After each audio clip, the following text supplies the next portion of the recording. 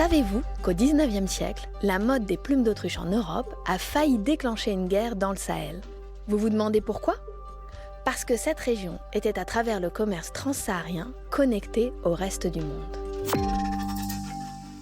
À la fin du XIXe siècle, les plumes d'autruche sont à la mode. On les trouve partout, de Londres à Paris, en passant par New York sur les chapeaux, les éventails ou les boas. Leur prix explose, allant jusqu'à 1000 livres pièce pour une autruche à Londres. Tandis qu'en 1875, à Tripoli, en Libye aujourd'hui, les marchands européens achètent les plumes 15 fois plus chères que les années précédentes. À des milliers de kilomètres de là, dans l'actuel Niger, un grand commerçant et entrepreneur du sultanat du Damagaram, Malam Yaro, en profite pour se lancer dans le business.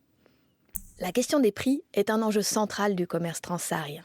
S'engager pour des mois de déplacement à travers le désert implique de savoir qu'au bout, le prix de vente permettra de rentabiliser le voyage. Les grands commerçants ont ainsi toujours un œil sur l'évolution des prix. Mais comment font-ils pour la suivre? Dans ce commerce qui se déploie sur des milliers de kilomètres, les partenaires s'échangent des lettres en langue arabe sur la situation politique des États traversés, sur la disponibilité des marchandises, sur l'évolution des mesures et surtout sur les prix. À chaque bout du réseau, à Tripoli, Rat ou Kano, habite un membre de la famille élargie ou un partenaire commercial chez qui on loge, où l'on entrepose ses marchandises, qui peut vous faire crédit et qui fait circuler les informations.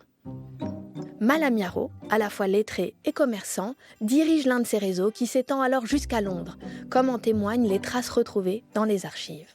Face à l'explosion des prix, il organise dans la capitale du sultanat du Damagaram des unités de production de plumes d'autruche, dans des élevages domestiques, qu'il exporte ensuite par le biais des caravaniers touaregs Keleway vers l'Europe. Mais une centaine de kilomètres plus au nord, dans la région saharienne du Damerghou, où les autruches sauvages sont très nombreuses, les Imouzourag, un autre groupe touareg, se mettent eux aussi à les chasser pour les revendre. Les plumes sauvages sont encore plus chères et recherchées que les plumes domestiques. Bingo pour les Imouzourag. Cet afflux d'argent leur permet d'acheter des chameaux et des armes pour affronter leurs voisins Keleway. Le contrôle de la route Tripoli-Kano devient un enjeu régional. Le sultanat du Damagaram, allié au Keleway, et l'émirat de Kano, allié aux Imouzourag, entrent en conflit. Cette tension régionale est à son paroxysme quand une armée ennemie dont on ne connaît pas les intentions s'approche. Ce sont les troupes coloniales françaises. La configuration de la région est sur le point de changer du tout au tout.